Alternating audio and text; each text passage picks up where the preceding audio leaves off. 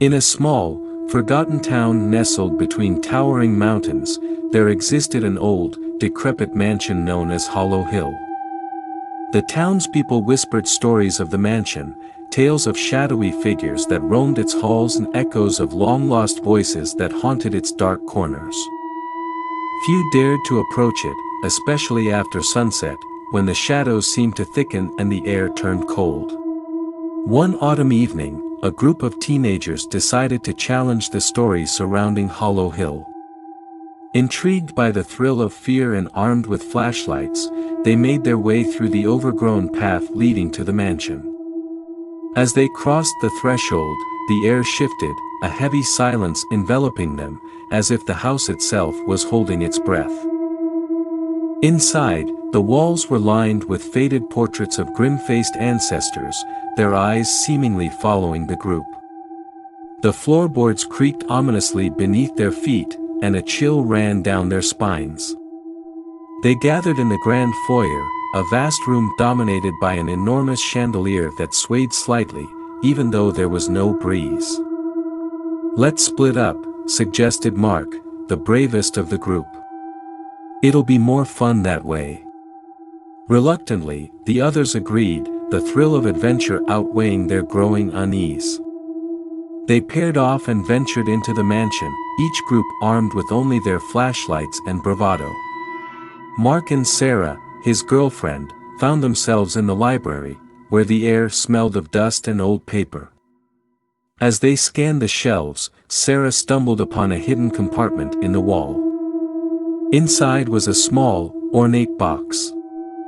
With a mix of curiosity and trepidation, they opened it to find an old diary.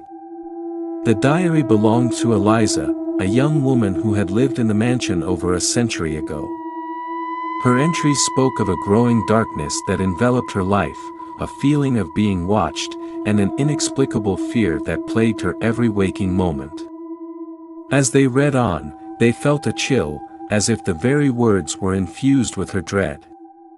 Meanwhile, in another part of the mansion, James and Emily explored the attic. The musty air was thick, and they could barely see through the dim light of their flashlights. Suddenly, they heard a faint whisper, a voice that seemed to echo off the wooden beams. It was a soft, sorrowful sound that sent shivers down their spines. "What was that?" Emily asked, her voice trembling. "Probably just the wind," James replied, though he wasn't convinced.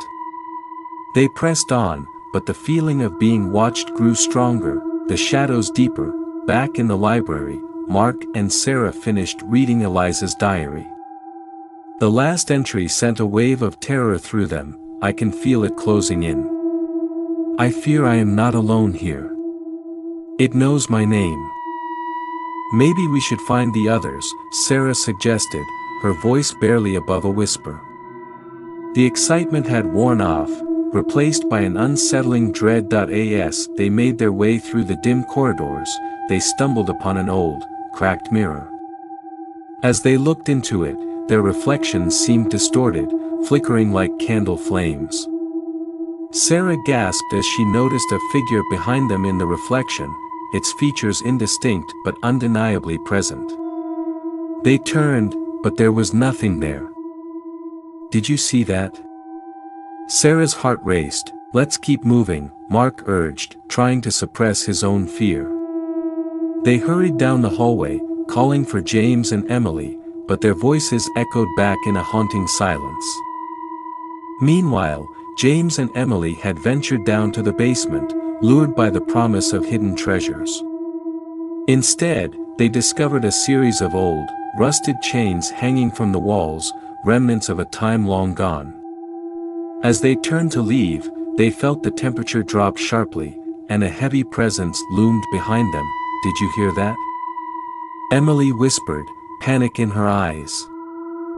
Before James could respond, a loud bang echoed through the basement, sending them both screaming back up the stairs. They raced toward the main floor, their hearts pounding. Mark and Sarah finally reunited with them, the fear palpable in the air. "We need to get out of here," Sarah urged, her voice shaky. did you find anything?" James asked, breathless. "Just a diary," Mark said, still shaken. "But it felt like something was in there with us." As they attempted to leave, the door slammed shut with a deafening thud. Panic set in as they realized they were trapped. The once familiar corridors twisted and turned, leading them deeper into the mansion's maze-like interior. Shadows flickered along the walls, and whispers surrounded them, taunting and teasing. In a desperate search for an exit, they stumbled upon a hidden room.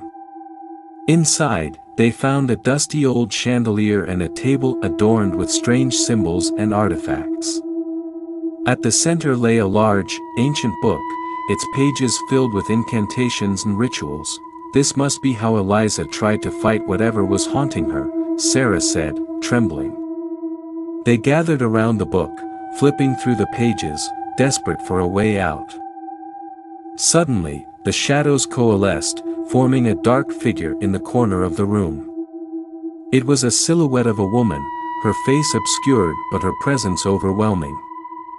The air turned icy as she reached toward them, her voice echoing with despair. "Help me, break the curse," she pleaded, her tone laced with anguish. Without thinking, Mark shouted, "We'll help you." They had come too far to turn back, driven by a mix of fear and empathy. They read from the ancient book, reciting the incantations, their voices shaking but resolute.